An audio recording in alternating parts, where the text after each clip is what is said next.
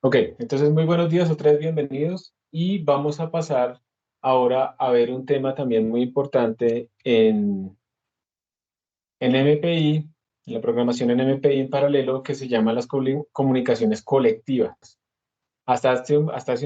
Digamos, las clases pasadas habíamos estado viendo comunicaciones punto a punto o peer-to-peer, donde teníamos pues que cada proceso se comunicaba con los otros y bueno, hicimos algunos ejercicios, veíamos algunas topologías útiles, como por ejemplo el ring, el ping pong. Veíamos también el impacto que tenía tener procesos en la misma máquina comparado con pasarlos a través de la red lenta que tenemos allá de interconexión. Entonces había que tener cuidado con eso. Que digamos la idea final es traten siempre de hacer la menor cantidad de comunicación posible. Si se va a hacer comunicación, tratar de mandar la máxima información que se pueda en un solo mensaje. Es mucho más eficiente un mensaje grande que muchos mensajes pequeños. Entonces, digamos que eso es lo que hay que tener en cuenta en la cabeza. Pero resulta que hay otro tipo de comunicaciones que pueden ser más eficientes cuando uno quiere compartir, por ejemplo, la misma información. Imaginémonos que el proceso cero le quiere mandar un parámetro que es igual para todo el mundo y se los quiere mandar a todos. Entonces tenemos dos opciones, hacerlo con send y receive o utilizar una comunicación colectiva. Estas comunicaciones colectivas, que las que vamos a empezar a ver ahorita, son bastante eficientes porque ya vamos a ver, optimizan la manera de comunicar el mismo dato. Entonces, por ejemplo, la primera función que vamos a ver es esta, MPI Broadcast.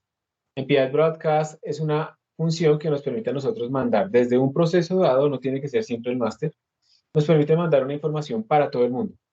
Entonces, digamos que a todo el mundo le queremos decir, mire, el proceso cero leyó un parámetro de un archivo, ese parámetro vale -20.2 y se los queremos enviar a todos. Entonces, en vez de hacer un MPI send para cada uno de los demás procesos y que cada uno de los otros haga un receive, como es el mismo dato y como es el mismo el que está enviando, que es el proceso cero, hacemos un MPI broadcast.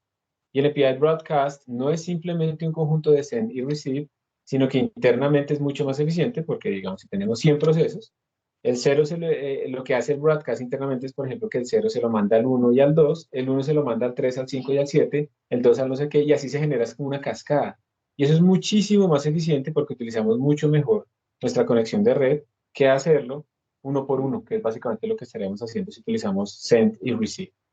Entonces vamos a ver en un momento con unos ejemplos que es mucho más eficiente. Y además es más claro. Yo me quito esos send, me quito esos receive y simplemente hago un broadcast y todo el mundo recibe automáticamente. Una cosa importante es que el broadcast implica el receive.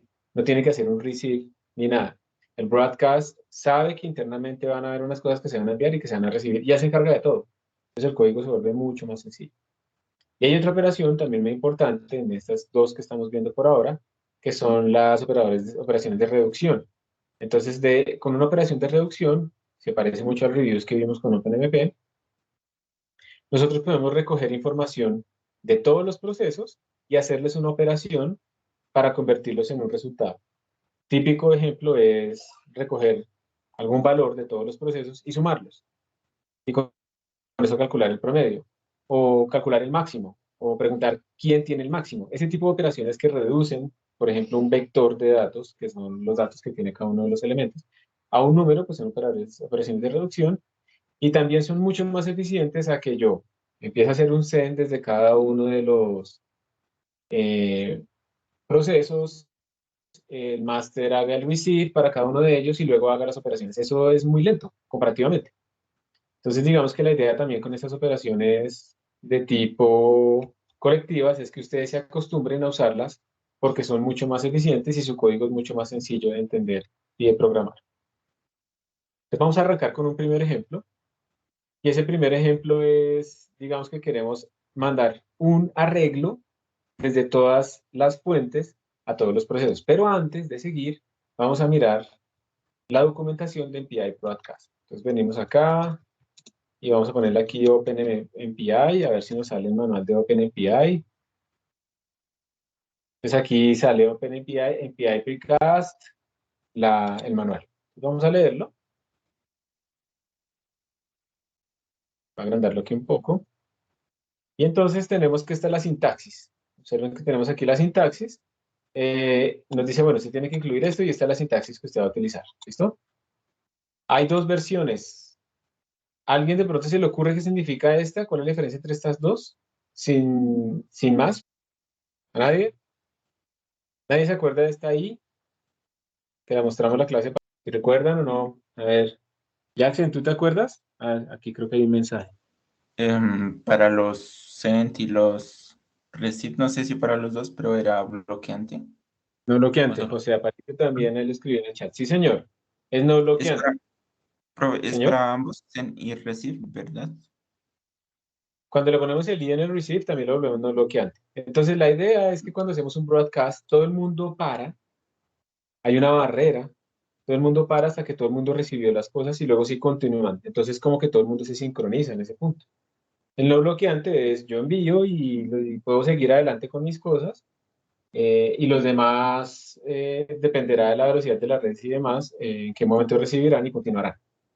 Nosotros vamos a ver la bloqueante. Entonces, sí, tiene toda la razón José Jackson. Entonces, ¿cuál es la sintaxis del MPI Broadcast? Tenemos un buffer, que es lo que vamos a enviar, es lo mismo de siempre. Sabemos que tenemos que mandar la dirección de memoria donde empieza el buffer, por eso es un puntero. ¿Cuánto vamos a enviar? Esto es lo mismo. ¿De qué tipo vamos a enviar? Miren que todo esto es lo mismo. Siempre tenemos que básicamente decir dónde arranca, cuántos son y de qué tipo son. Porque vamos a mandar un bloque contiguo de memoria. La única diferencia es que aquí decimos quién lo está enviando. El root es quién lo está enviando. Y ya, no hay que decir nada más. Porque como es un broadcast, ya sabemos que se lo está enviando a todo el mundo. Entonces no hay que especificar un target, un destino. Se lo están enviando a todo el mundo. Entonces simplemente especificamos quién es el que envía. Para que internamente MPI sepa pues cuál es el proceso que está enviando. No tiene que ser siempre el cero, puede ser cualquiera. Y el communicator, que nosotros por defecto estamos utilizando el MPI Common Word, el communicator, digamos, global. ¿Listos? Eso es todo. Entonces, ahora lo que quiero es que ustedes inmediatamente piensen cómo se haría entonces un código que envíe un arreglo a todos los demás. Vamos a suponer que es el proceso cero. El proceso cero va a tener un arreglo de tamaño el que quieran, no sé, 3 datos, 4 datos, un arreglo, no tiene que ser grande. Y se lo va a enviar a los demás utilizando un API Broadcast. Solamente con esta información y utilizando lo que hemos hecho anteriormente, quiero que ustedes lo hagan. Y para eso vamos a utilizar los breakout rooms que tenemos disponibles acá. Levanten la mano quien no ha utilizado todavía breakout rooms dentro de Teams. Y en general no tienen idea de qué es un breakout room. Listo, entonces, como hay varias personas, les voy a explicar cuál es la dinámica. Es la siguiente. Yo lo que voy a hacer es crear unos grupos aleatorios acá. Y en esos grupos aleatorios, esperen a ver si es que hay alguien aquí tratando de entrar. Ah, ok, las manos levantadas. En esos grupos aleatorios van a quedar ustedes organizados y van a empezar a desarrollar la actividad. Entonces, van a poder hablar entre ustedes, compartirse documentos, compartirse pantalla, todo lo que quieran. Es como una mini clase para que resuelvan el problema. ¿Qué tienen que hacer ustedes para entrar allá o para salir? Absolutamente nada. Yo voy a crear esos breakout rooms y cuando yo le diga a abrir los breakout rooms, ustedes van a salir de este meeting sin ustedes hacer nada. Eso es automático. Por favor, no vayan a darle aquí en live. No tienen que hacerlo. Automáticamente se van a migrar cada uno a los breakout rooms. Van a estar allá con las personas que quedaron asignadas. Van a trabajar en resolver el problema. Y luego, cuando se cierren los breakout rooms, eso automáticamente los va a sacar de allá y los va a volver a poner aquí en la sala principal. Eso es todo. Entonces ustedes básicamente no tienen que hacer nada. O sea, simplemente no asustarse. A veces la gente cuando uno utiliza breakout room, pero sobre todo la gente mayor, ustedes sí son nativos digitales y no sé qué. Entonces ustedes no debería pasar nada, pero a veces la gente se asusta, entonces como se movieron a otro sitio, se salen. No tienen que salirse ni nada, todo eso es automático. Ustedes simplemente tienen es que hacer la actividad. ¿Alguna pregunta? Sí, profe, buenos días. Lo que pasa es que, no sé, el Ex2Go me está diciendo que no encuentra como mi usuario, mi carpeta, y no me deja entrar. Si quieres, mándame una foto y yo lo miro. Yo lo miro Pues que yo me queda más fácil miro la... compartir pantalla, podría compartir en este momento. Ah, listo. Bueno, sí, dámosle. Dámosle. A ver, comparte pantalla en este momento y podemos mirarlo. A ver, voy a dejar de compartir la mía para que no haya problemas con la tuya. Listo. Connection failed, could not shoot your to home directory, home apparition, such file or directory. Y estás tratando de entrar a cuál, al 36. Déjame ver. 33. ¿30 y qué? 3. ¿Sí, seguro? Ah, ok, listo, voy a mirar, a ver. Voy a mirar rápidamente si es que pasó algo. ¿33 me dijiste? Sí, señor. Yo pude entrar... Ajá, sí, tienes toda la razón, aquí hay algo raro. Espérate, trato de entrar a otro a ver si tengo algún problema yo también. No, parece que es local de ese computador. 33 me dijiste, ¿cierto?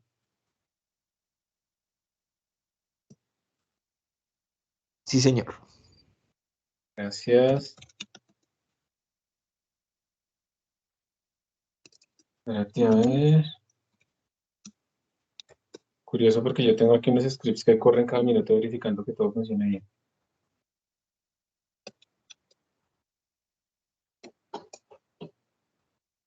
Voy a reiniciar ese 33. Realmente no veo qué es lo que le está pasando. Si no quiere como cargar el home. Entonces entra a otro computador, ¿listo? Gracias por avisarme. Y ahorita lo vuelvo a revisar, a ver. No reinicie. Entonces utiliza otro. Bueno, entonces vamos a hacer los breakout rooms. 5, 6, 7, 8, 9, 10, 11, 12, 13, 14. Listo. Más o menos de a 3 personas. Drop rooms. Entonces vamos a poner 5. Bueno, 4 para que queden ahí varios. Pueden hablar, miren, ustedes pueden compartir si hay la pantalla, pueden compartir un documento de Google Docs donde van a escribir ideas, pueden compartir un whiteboard que se puede crear ahí mismo, que es como un tablero compartido. Recuerden cuál es la tarea. La tarea es, vamos a hacer un programa y no quiero que lo implementen, traten de pensar más o menos la estructura general de ese programa.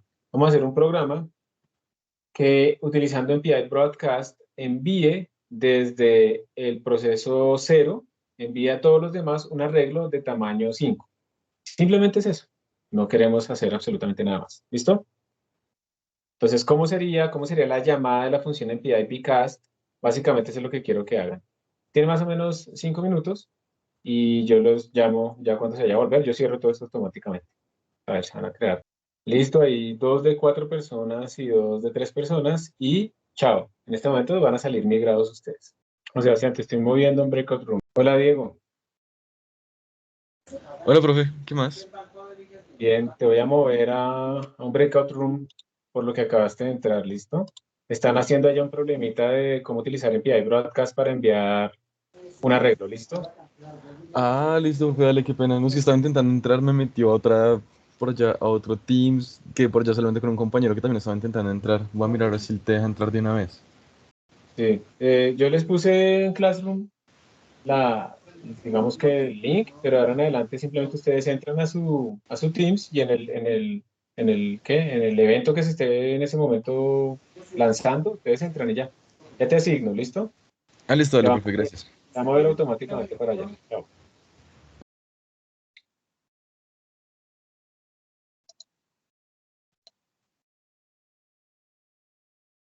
Hola, Camilo. Les voy a asignar ahorita a un breakout room que estamos haciendo ahorita una actividad en grupo, ¿listo? Pues Camilo sí lo puedo asignar, pero no me parece, Juan. Listo, Juan Sebastián. Juan Sebastián, ¿tú con qué usuario estás acá? No te puedo asignar. Es raro, no sé por qué no me deja asignarte un breakout room. Básicamente lo que estamos haciendo es leyendo este manual te lo puse en el chat, leyendo este manual de esa función. Queremos pensar cómo podríamos hacer para enviar entonces un arreglo desde el PIP 0 a todo el mundo. La idea de esta función es que tú quieres compartir algo con todos los demás. Tienes dos opciones. Una, hacer un montón de sends y un receive en cada uno de ellos. O la otra, utilizar este MPI Broadcast, que es mucho más eficiente que hacer todo ese montón de sends y esos receives. ¿Listo? Entonces, lee el manual ahí te lo mandé por el chat de esa función, y pues mira la sintaxis. La idea es que root en ese manual quiere decir quién va a ser el que va a enviar las cosas. Y todos los demás por defecto van a recibir. ¿Ok? Entonces, ¿cómo se escribiría la estructura general de ese programita? Para enviar un arreglo a todos los demás. Un arreglo de tamaño 5. Es curioso porque tú estás asignado al grupo 3, pero no estás ahí. Voy a ver si cambiándote.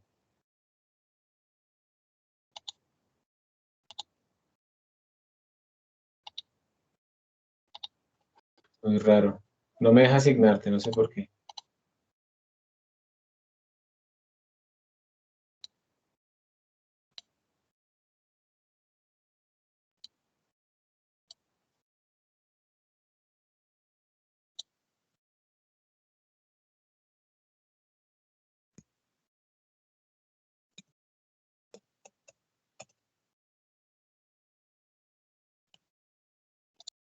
Ah, Es que acá no hay no todos van a recibir el mismo. La idea del ejercicio es eso, que todos reciban el mismo arreglo, ¿no? mm, Sí, sí. esa es la idea. Ah, Ya volvimos. hola. Ah, Hola. Listos. Entonces, bueno, ya vieron ustedes cómo la dinámica de los breakout rooms. Aquí les estoy compartiendo pantalla. Les quería mostrar que ustedes también en cada sala de esas tienen, por ejemplo, un tablero donde pueden escribir cosas y todos pueden trabajar ahí mismo y compartir ideas y no sé qué, ¿sí? O sea, como ustedes quieran. Entonces, para que vayan como aprendiendo este tipo de herramientas. Yo, digamos, considero que es mucho más útil poder hacer una clase virtual así con estas herramientas que simplemente yo hablando y diciéndoles que hagan allá. ¿Quién quiere? A ver, Nicolás Manrique, ¿nos puedes contar cuál es la idea que ustedes tienen? Pues profesor, nosotros estuvimos pues investigando, leyendo las formas, las estructuras que debería tener, pero pues, o sea, no concluimos, pues, no concluimos muy bien acerca de cómo debería funcionar. Pues en mi caso, encontré que pues, o sea, no concluimos bien si necesitaba el if, o sea, necesitaba estar el comando de MPI broadcast dentro del if para que todos los procesos pues lo reciban automáticamente con el root que definiría en este caso el PIT 0, pero no sabíamos si eso debería ir dentro de un if o por fuera del if, y pues estuvimos tratando de encontrar información acerca de eso, pero pues no alcanzamos bien. Esa es Y una buena pues pregunta. o sea, Sí, nosotros pensamos inicialmente que no habría necesaria, no habría necesidad de que se tuviera pues el if porque el root se encargaría pues de hacerlo automáticamente como lo había mencionado, pero pues no sabíamos si era totalmente válido pues considerarlo así. sí, es una buena pregunta. Ya, disculpa, es que no me ha llamado urgente. Entonces, sí, la respuesta es no se necesita el if, porque precisamente el root, el parámetro root que tú le colocas a la función, están viendo mi pantalla ahorita, ¿cierto? Sí, Sí, profe. señor. Listo, este parámetro root ya le está diciendo al MPI quién está haciendo el envío. Entonces ese if ya está metido adentro, ya sabe quién es el que va a enviar. Si digamos se envía el PID y yo aquí le pongo 0, quiere decir que el proceso 0 es el que va a enviar y enviaré a su PID 0. Si eso es lo que estamos enviando, si eso es lo que está aquí en este buffer, ¿listo? Pero si aquí le pongo 5, entonces él sabe que es el proceso 5, ¿sí? El sexto proceso, porque empezamos desde 0, el que va a enviar lo que envíe. ¿Está bien? Entonces no es necesario el if. ¿Queda claro eso, Nicolás? Sí, señor. Y profesor, en cuanto a los otros MPI que nosotros usamos, MPI Size y ComRank, ¿siguen siendo necesarios o en este caso Siempre, solo sería con MPI siempre. como aparece ahí? Siempre lo necesitas porque tú siempre necesitas saber, a ver, digamos que, sí, es que tu pregunta tiene como dos formas. Si la pregunta es, ¿yo puedo hacer esto antes de pedir el common rank, por ejemplo? ¿O puedo hacer esto antes de pedir el size? ¿Cierto? Esa es como la pregunta, ¿sí o no? Sí, señor. Sí, señor. La respuesta es, no es necesario. Sí, digamos aquí en estos parámetros no es necesario y pues tú simplemente estás diciendo quién es el que va a enviar aquí en el root. Entonces, el common rank y el common size no se tienen que dar llamado antes del API broadcast. Eso es cierto. Entonces, dependerá del programa como tal. ¿Listo? Vale.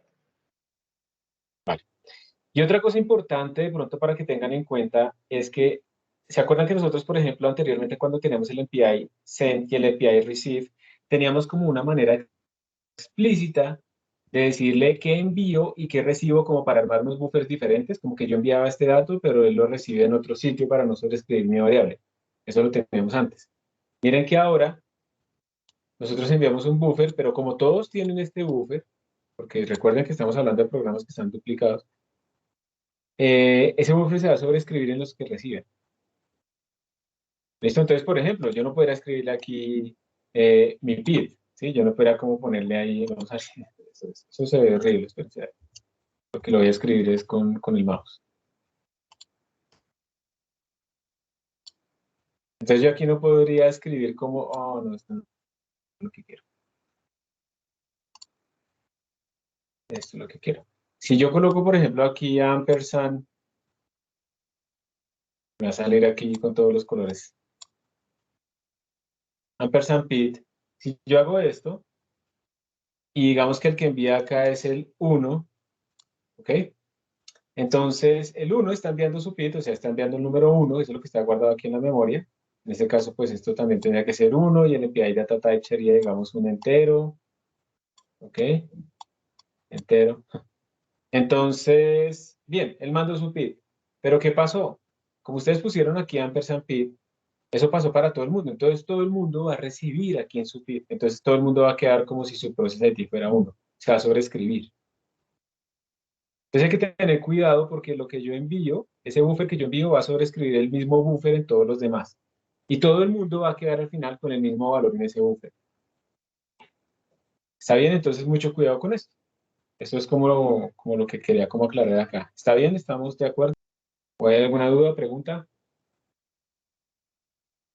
Para enviar el buffer igual enviamos como hacíamos en Bandwidth con la dirección de memoria y el primer elemento. Sí, en general sí. La dirección de memoria del primer elemento es...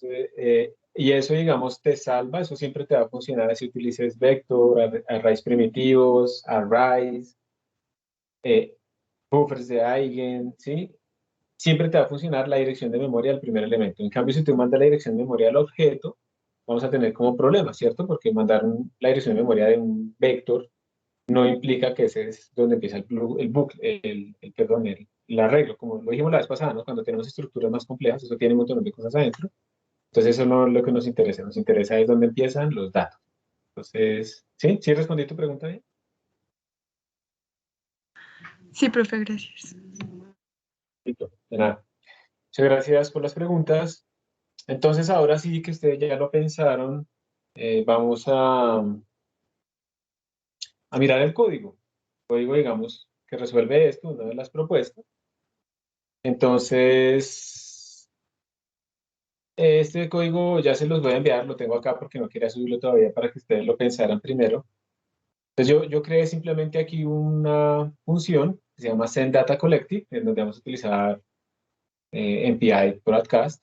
Este size es el tamaño del arreglo que queremos enviar. Miren que aquí está todo igualito. Bueno, hacemos el common size, common rank. Common rank, en este caso lo hacemos así porque pues yo en mi función necesito saber quién soy yo. ¿Listo?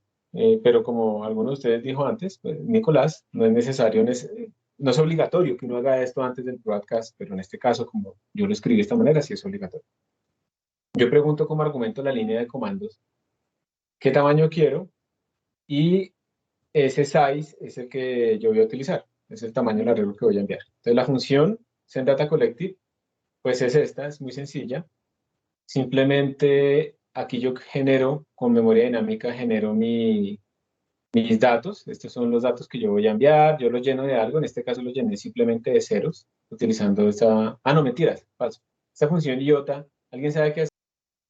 Esa función iota llena como 0, 1, 2, 3, 4, ¿listo? Desde este punto que yo le pongo inicial. Entonces mi arreglo queda lleno de esta manera. Eso es lo que es la función iota. Entonces ahora vamos a enviar el dato a todos los procesos. Claro, digamos que no sé si ustedes... Bueno, lo voy a explicar y ya te les digo el detalle. El que va a enviar todo va a ser el root. Yo aquí también estoy midiendo el tiempo, simplemente. Y aquí está la llamada, el API broadcast. Entonces, dirección de memoria del primer elemento. ¿Cuánto envío? ¿De qué tipo de datos son? ¿Quién lo envía? Y el communicator. Y listo, se acabó. Hacer esto con send o con receive va a ser la tarea que ustedes van a tener que hacer para que comparen pues el ancho de banda y el tiempo, ¿listo? Pero yo creo que ustedes ya tienen como una especie de intuición en donde se dan cuenta que si yo lo hiciera con send y con receive, pues sobre todo si son bloqueantes, entonces básicamente se me va a demorar más, ¿sí? Ya, ahí ya terminamos. El resto aquí lo que estoy haciendo simplemente es medir el tiempo de imprimir el ancho de banda. Eso no es nada más lo que estoy haciendo acá. Pero esta es la llamada, que es básicamente lo que ustedes tenían. Entonces, como pueden darse cuenta, no estamos utilizando if, no estamos haciendo receive, nada de eso. El API Broadcast se encarga de todo. Y si yo aquí le pongo 1, pues entonces el que va a enviar es el 1. El proceso número 1 es el que le va a enviar a todos. Y ya, eso es todo. Una cosa importante es que, obviamente, como esto yo no lo tengo dentro de un if, está llenada del arreglo, pues ustedes dirán, pues todo el mundo está llenándolo igual, entonces yo estoy enviando lo mismo, entonces todo el mundo queda igual, pero yo no veo cómo cambios. Y sí, es verdad. Si quieren, para que nos quede aquí como más claro que solamente, esto es una instrucción que solamente va a correr el 0, entonces aquí le vamos a poner lo siguiente, como he visto acá. Vamos a ponerle lo siguiente. If 0 es igual a pid, ese es el único que va a hacer esta instrucción. Entonces este man es el único que va a hacer esto. ¿Sí? Si 0 es igual a pid, entonces él es lo único que va a hacer esto. Los demás no hicieron esta instrucción. Los demás tienen su arreglo con cualquier cosa de la memoria. Pues ahora sí, efectivamente, cuando yo haga el API broadcast, todo el mundo va a sobreescribir sus propios datos y todo el mundo va a quedar con los valores que tenía pues el root. ¿Quieren ver lo que funciona? ¿Quieren o tienen alguna pregunta antes de ir más allá? Sí, yo tengo una pregunta, Juan. Qué Dale. pena si, si ya la respondió. El condicional 0 igual a pit, ¿no sería al revés o ahí está bien? Está perfecto. Ah, ¿tú te refieres al orden que se me será más bien pid igual a 0? Sí, o da Da igual. igual. ¿No? Sí, la sintaxis en programación en C++ es que esto da igual, pero yo ¿por qué lo escribo de esta manera tan rara? Por lo siguiente, mira, esto simplemente es una costumbre de programación. Si yo en algún momento estoy así como ustedes que entran a programar a la 1 de la mañana y a la sala, solo tengo un ojo abierto y estoy todo cansado, pues ha pasado todo un día y hasta por la noche voy a programar, es probable que yo de pronto a mí se me olvide esto y le pongo un igual. ¿Listo? Entonces cuando yo compilo, esto me va a generar un error porque estoy tratando de asignarle algo a una constante, que es el número 0. Entonces voy a poderlo detectar de una vez en compilación. Pero si yo lo escribo así, esto no me va a generar ningún problema, porque le estoy asignando 0 al PID, pero esto retorna 0, o sea, esto es verdad, digamos más bien, digamos que solo lo hace el 1. Esto siempre es 1, esto siempre es verdadero, entonces estoy sobreescribiéndole el PID a todo el mundo y nunca me di cuenta de este error. ¿Listo? Listo. Es simplemente por eso, por tratar de evitar. Son errores tontos, yo sé que ustedes son hackers medianoche, no sé qué, y no les pasa nada de esto, pero a mí sí me pasa. Entonces ya me acostumbré como a escribirlo así, pero ¿en cuanto a qué? En cuanto a lo que es como tal la programación, esto da igual. No importa cómo lo pongas, el orden es el mismo. Tú estás mirando que lo de la izquierda es igual, tenga el mismo valor de lo de la derecha. Gracias por la pregunta. ¿Algo más? Bueno, miro acá, aquí no hay nada. Miramos acá. Pues, listo. No hay nada más de preguntas. Bueno, entonces vamos a ejecutar. Entonces aquí ya debe haberme parecido. Ahí está. MPI, C++, MPI Bcast. Recuerden que ustedes aquí le pueden poner banderas, ¿no? Que quieren optimizar y todo ese tipo de cosas también lo pueden hacer. Y ahora lo vamos a correr. MPI run -np. Y este va a correr aquí localmente, ¿cierto? Entonces, bueno, vamos a hacer solamente por ahora 1. Y el tamaño que le vamos a decir que envíe es de 1000. Entonces, pues bueno, él botó esto acá, realmente no hay comunicación, ¿cierto? No estamos haciendo mucho. Vamos a poner que al menos haya dos procesos locales. Claramente baja el ancho de banda, pues porque ahora sí hay comunicación. Vamos a ponerle un arreglo bien grande. Entonces, estamos ya saturando el ancho de banda local y vamos a poner 4. ¿Listo? Puse 4, bajo un poquito el ancho de banda. Vamos a poner ahora 8. Todo esto es local. Bajo un poquito el ancho de banda. Pero lo que quiero que vean ustedes es que al estar utilizando MPI Broadcast nosotros, no está bajando demasiado el ancho de banda. No se está dividiendo por 8 comparado a cuando lo teníamos con 2 solamente. No se está dividiendo por 4. Está dividido por un poquito menos. Es mucho más eficiente hacerlo así. La tarea que ustedes van a tener es hacer la misma implementación de esto, de enviar un arreglo, pero utilizando send y receive. De hecho, eso ya lo hicimos. Y comparar el ancho de banda entre los dos. Entonces, ¿qué es lo que está pasando? Vamos a mirar números. Aquí hay un tutorial. Este está linkeado ahí en la página web. Me falta actualizarla. De todas maneras, se los voy a copiar a ustedes. Aquí está el tutorial de comunicaciones colectivas. El MPI tutorial y esto vemos en la parte de comunicaciones colectivas. Entonces, en estas comunicaciones colectivas hay por defecto una llamada a una función que no hemos visto, pero es importante tenerla en cuenta, que se llama una barrera, MPI barrier. Esto es lo que sucede cuando uno llama comunicaciones bloqueantes. Esto lo que hace es que todo el mundo tiene que llegar a estar en el mismo punto de ejecución de todos los programas. Donde ustedes pongan un MPI barrier, todos los procesos, así haya uno más rápido o más corto, todos los procesos van a parar acá hasta que lleguen todos y vuelven a arrancar. Entonces es una sincronización que tenemos ahí. Entonces digamos que si ustedes tienen esta ejecución en paralelo, tienen 4 procesos, pues 0, 1, 2 y 3, y ustedes ponen un MPI barrier y el 0 llegó de primero, luego llega el 1 y no siguen, ellos no pueden seguir, luego llega el 3, no pueden seguir a lo que siga en el código, sino hasta que estén todos ahí, se permite continuar. Entonces esto es una sincronización. Y a veces es útil que uno utilice el MPI barrier precisamente porque yo necesito, no sé, necesito leer este archivo y mandarles este dato a los demás. Entonces, no me sirve que los demás sigan adelante mientras yo estoy leyendo porque ellos necesitan este dato. Entonces, esos MPI barrier son útiles algunas veces y están implícitos en estas llamadas bloqueantes. Un broadcast tiene un MPI barrier metido por ahí. Entonces, ¿qué es lo que hace uno cuando uno hace un broadcast? Que fue lo que ustedes ya pensaron y lo que implementamos. Desde un PID, por ejemplo, en 0, mandamos el mismo buffer a todos los demás. Y ojo porque se sobrescribe el buffer, ¿listo? Recuerden que lo que yo envío, lo que envía el root, está aquí en data y eso es lo que va a quedar en el data de todos los demás. El data se va a sobrescribir. ¿Listo?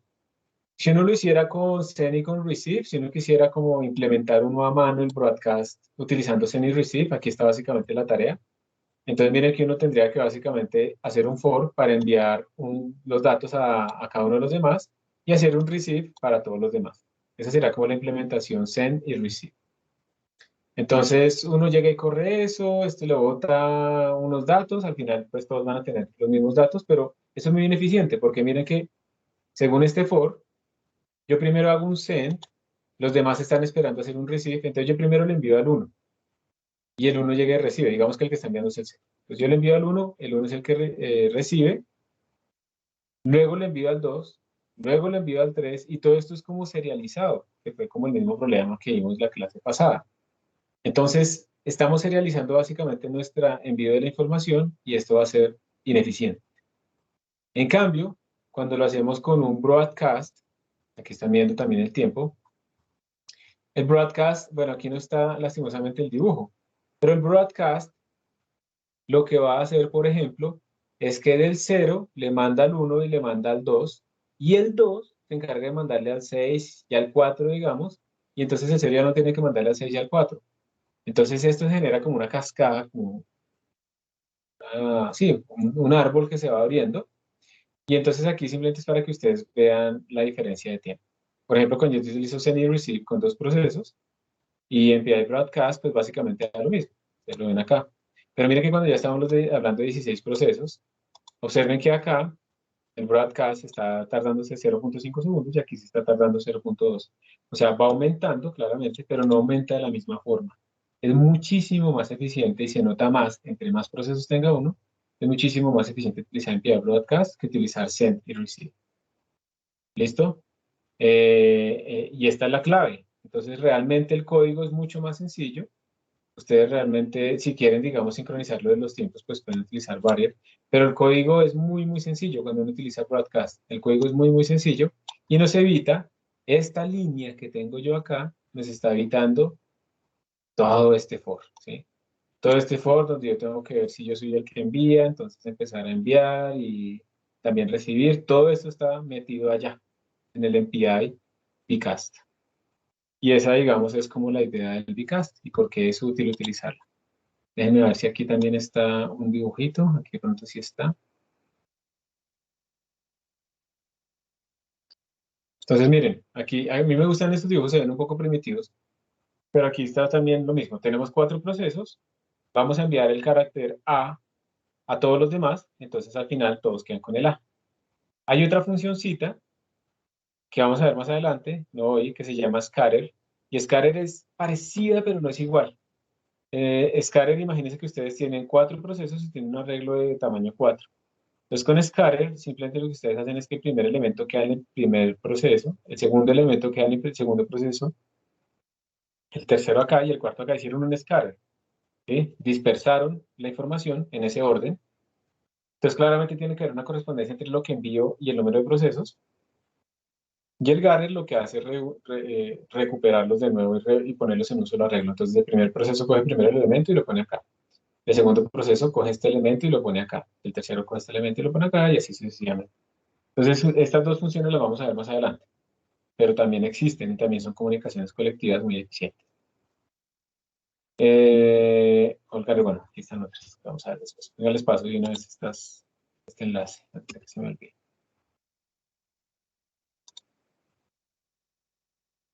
Y pues nosotros también habíamos visto que había otra llamada que nos podría servir, que era el API Reduce.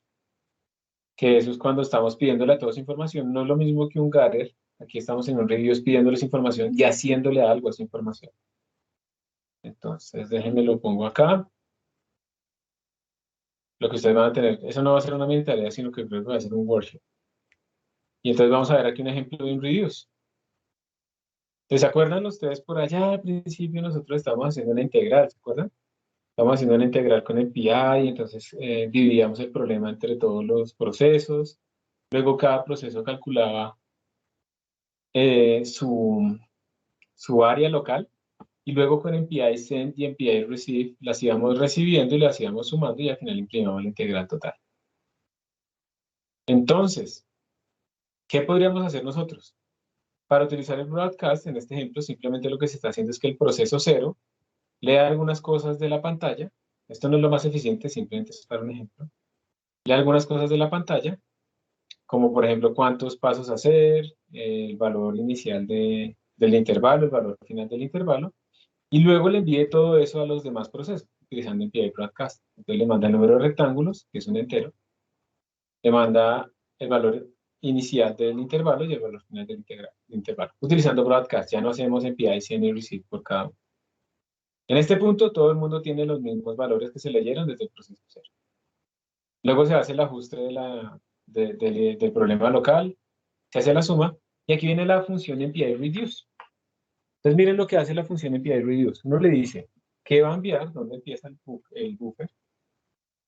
¿Dónde queremos acumular las cosas o el resultado de lo que estamos buscando? ¿Cuánto vamos a enviar? Entonces, como es solamente un valor de área local, entonces vamos a enviar solo uno, que es un double.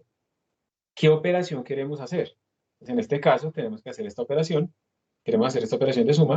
Entonces, básicamente lo que vamos a hacer es que cada elemento nos va a ir mandando el área y la vamos a ir sumando en total, porque estamos aplicando este operador. Y aquí se pone quién recibe, quién va a reunir todos estos resultados.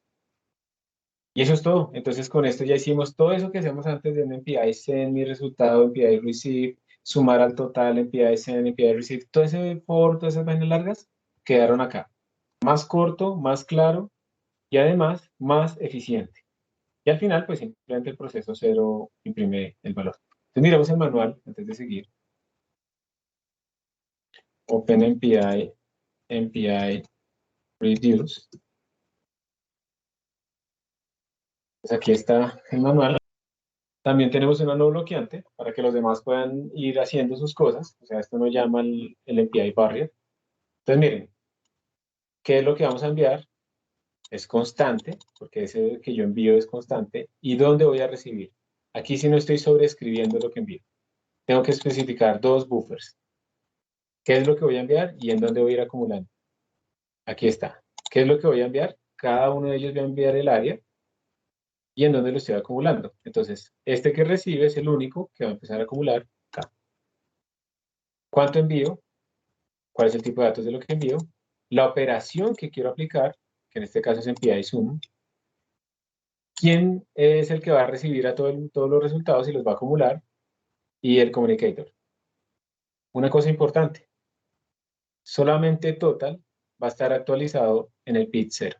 Los demás no tienen actualización de total. Si ustedes quisieran que todos tuvieran actualización de total, tendrían que utilizar MPI or reduce, que lo que hace es hacer un reduce y después un broadcast. Primero hace el reduce en el root y luego le hace un broadcast a todos de cuánto le dio. Y así de esa manera todo el mundo tendría los valores de la reducción. Por ahora solo nos interesa que el 0 tenga el valor de la reducción. Ah, espérense que aquí estoy con esta cosita activa. Ahí está, me está fregando aquí. Bueno, eso es lo que hace el FIDR. ¿Qué operaciones tendremos disponibles? Déjenme ver si aquí está la operación posible. Aquí están, miren. Entonces, las operaciones que ustedes pueden utilizar son max, para sacar el máximo, el mínimo, la suma, el producto. Hacer también operaciones lógicas. Entonces, el AND lógico o el AND a nivel de bits, por lógico o a nivel de bits, o exclusivo. Y también la ubicación del máximo, esta vez es útil. Yo quiero saber no cuánto es el máximo, sino quién le dio el máximo. Entonces eso me puede ser útil en algún caso. Entonces, pues ya, esas son las operaciones que tenemos disponibles y así es que funciona. Lo voy a correr y se los voy a enviar. Y quiero que ustedes ejecuten los dos códigos para ver cómo les va. ¿Alguna? Una curiosidad para el AND bitwise, ¿hay que enviar el número en binario o eso hace la conversión? No, eso hace la conversión. Digamos que cuando tú haces el AND bitwise, él coge son los patrones de bits y hace el AND bit a bit. Entonces ni siquiera es que lo convierta a binario, sino que como finalmente están representados en binario, pues él hace la operación lógica bit a bit. Jackson Gracias. dice, correcto. Jackson pregunta que si uno podría ingresar funciones propias, me imagino que en la operación, ¿cierto? Yo no sé, de pronto con Boost en PI se puede, pero yo no sé si se puede hacer acá con... Déjenme ver. OpenMPI, create, reduction, operation. Vamos a ver si sale algo ahí. User Defined Reduction Operations. Entonces aquí salió. MPI OP Create. Mire que sí se puede.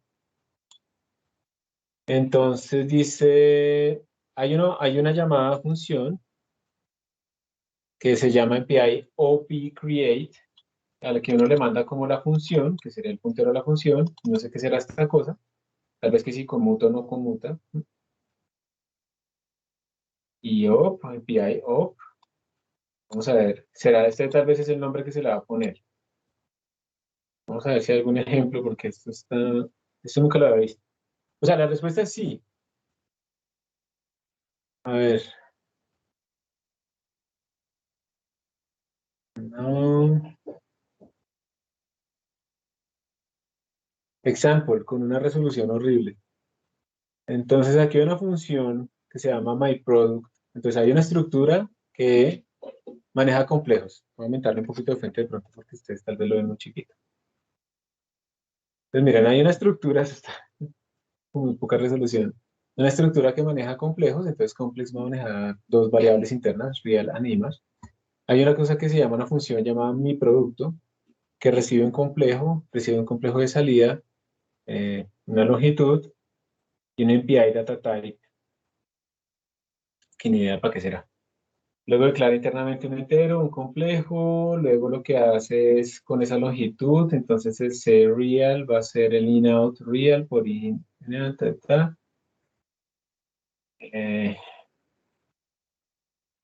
In e in out. Está haciendo la multiplicación, ¿no? Entre los dos complejos. Luego, in out lo convierte en C, en esta C que tenía aquí localmente.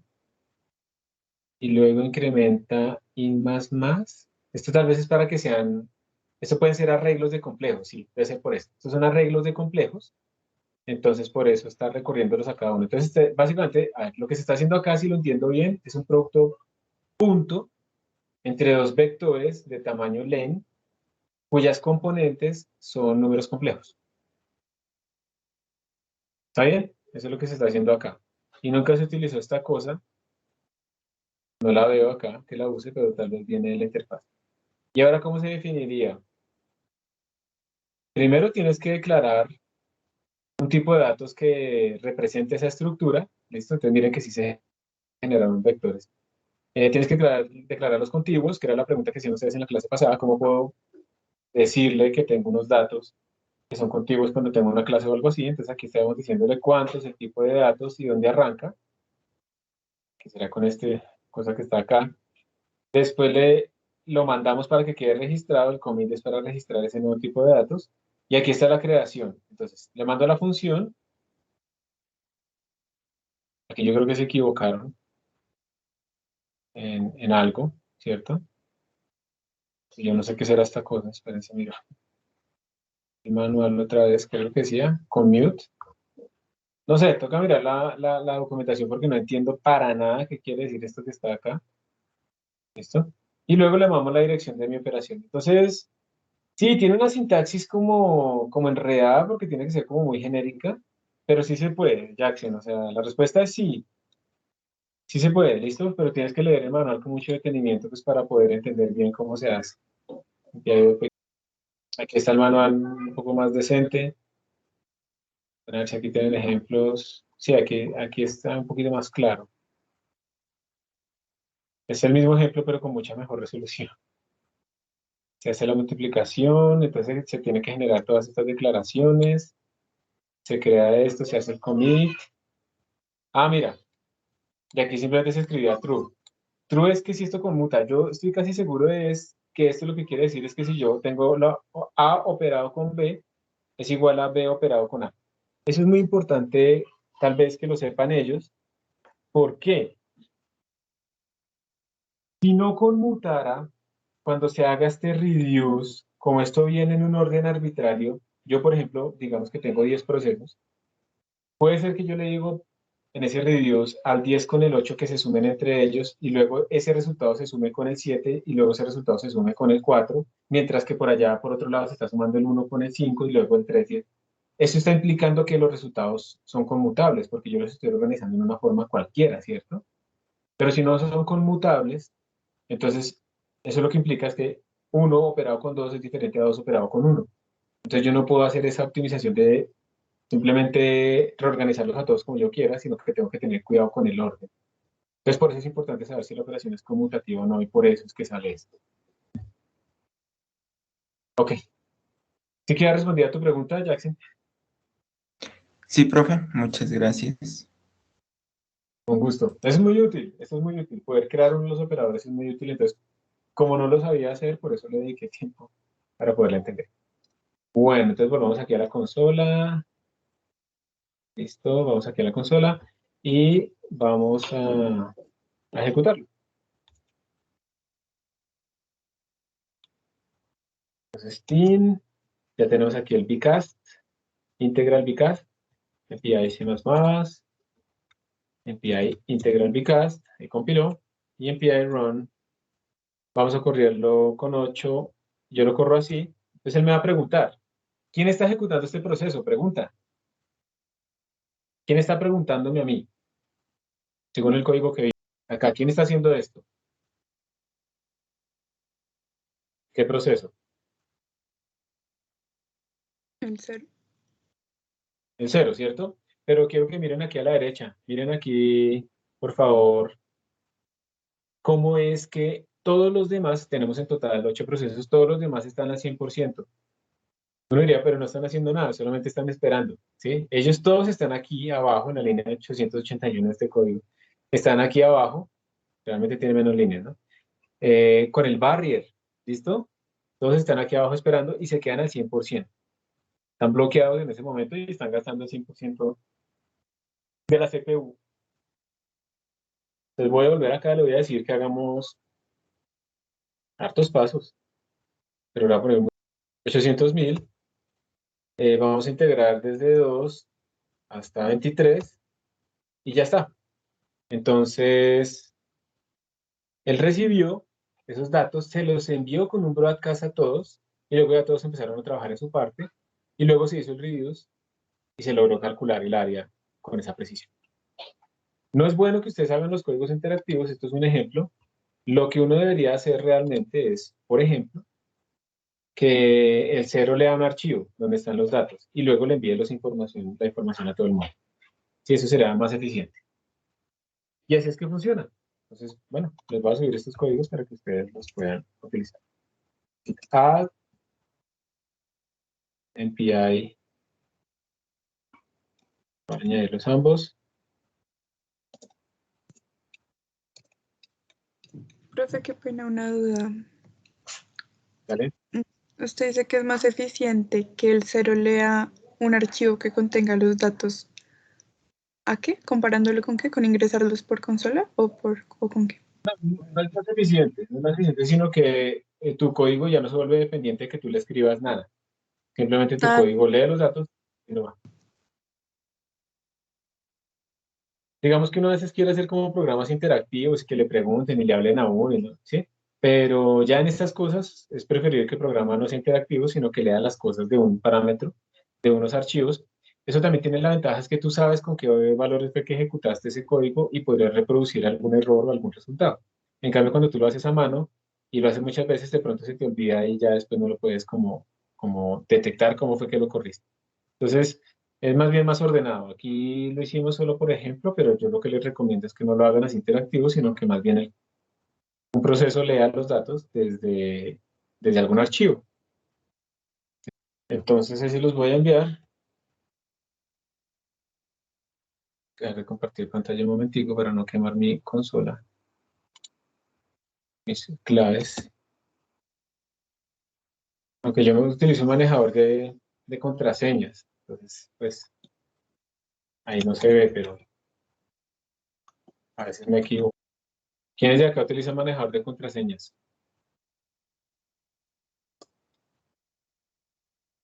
Levanten la mano.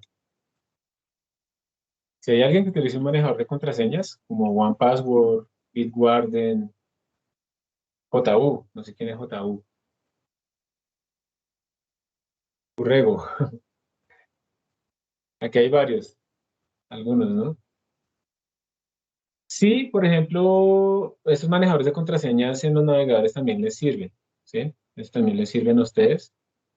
Si te refieres a eso, Diego, aquí en Chrome tú tienes como un manejador de contraseñas o en Firefox, pero entonces si es algo que no requiere del navegador, como por ejemplo lo que yo estoy haciendo ahorita, pues me friego un poco. Es muy importante que así sea el del navegador, ustedes utilicen un manejador de contraseñas para que no manejen la misma contraseña en muchos sitios o para que no sea simplemente una regla sencilla, como es la misma base, pero si me meto, no sé, en Bancolombia, entonces es Bancolombia al final. Y si es da vivienda al final y cosas así.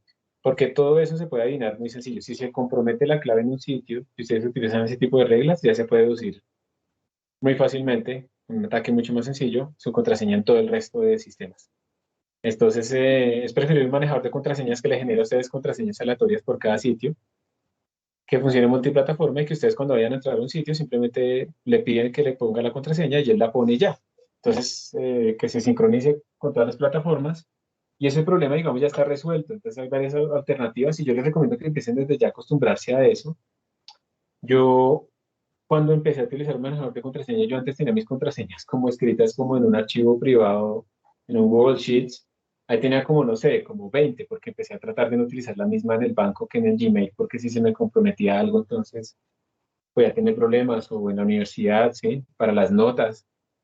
que se me quedara abierta una sesión en una clase y entonces llegaran ahí los chinos y se pudieran meter en sí y cambiar las notas y todo eso. Entonces tenía que cambiar de contraseñas, pero entonces empecé a utilizar pues un manejador de contraseñas y en este momento debo tener como unas 300 entradas. Entonces ustedes no se imaginan la cantidad de veces que ustedes van a tener que abrir como cuentas. Cuando empiecen a pagar recibos, entonces si quieren descargar los recibos digital, también tiene que ir. Que una beca se tiene que abrir un sistema, que un artículo tiene que abrir en un sistema. Eso se va a acumular y va a ser impresionante y va a ser muy difícil de manejar con la cabeza. Los que yo utilizo, el que yo utilizo se llama KeePass XC. Entonces hay aplicaciones para Android, para iOS, para Mac, para Linux, para Windows, o sea, me funciona en todas las plataformas. Y la base de datos de las contraseñas como tal que están encriptadas, entonces uno tiene que aprenderse, es un master password muy, muy difícil, que sea una passphrase, no un password, sino una passphrase. Esa se debe sincronizar en todo lado, entonces ustedes pueden con KeePass sincronizar utilizando Dropbox, utilizando Google Drive, utilizando OnCloud o lo que quieran, cualquier cosa que sincronice entre varias plataformas. Ese es el que yo utilizo, pero hay muchas otras que a la gente le gusta más, como OnePassword, creo, LastPass, Bitwarden. Y esto resuelve problemas también como que hay cuentas en familia, entonces en familia todos queremos tener la contraseña de Netflix, entonces hay cosas que son completamente privadas mías y hay cosas que son completamente que se pueden compartir.